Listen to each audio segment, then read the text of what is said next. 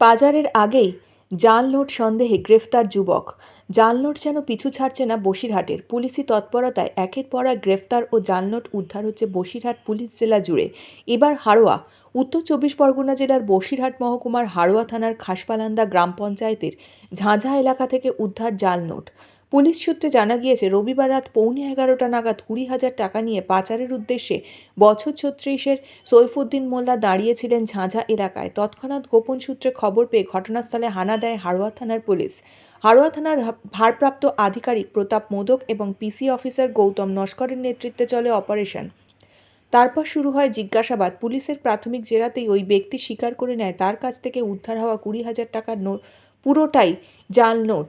যদিও এই ঘটনার তদন্ত শুরু করেছে হাড়োয়া থানার পুলিশ, তার পাশাপাশি ধৃত ওই যুবককে বসিরহাট মহকুমা আদালতে পাঠানো হয়েছে। বিচারক তাকে পুলিশি হেফাজতের নির্দেশ দেন। পুলিশ সূত্রে জানা গিয়েছে, তারা ওই যুবককে নিজেদের হেফাজতে নিয়ে তদন্ত আরও এগিয়ে নিয়ে যেতে চান এবং তার পাশাপাশি গত কয়েকদিনে বসিরহাটে বেশ কয়েক জায়গায় উদ্ধার হওয়া জাল নোটের সঙ্গে এর কোনো যোগসূত্র রয়েছে কিনা সমস্তটাই খতিয়ে দেখছে হাড়োয়া থানার পুলিশ। সূত্রের খবর, উদ্ধার হওয়া 20,000 টাকার মধ্যে রয়েছে বাতিল হওয়া 2,000 এবং 500 টাকার নোট। পুলিশের প্রাথমিক জেরায় ওই ব্যক্তি স্বীকার করে নিয়েছেন তার থেকে উদ্ধার হওয়া সমস্ত নোটই জাল। পুলিশ সূত্রে আরও খবর, ধৃত ওই ব্যক্তি নেজার থানার অন্তর্গত খাঁকসাগদা তেলাপাড়া এলাকার বাসিন্দা।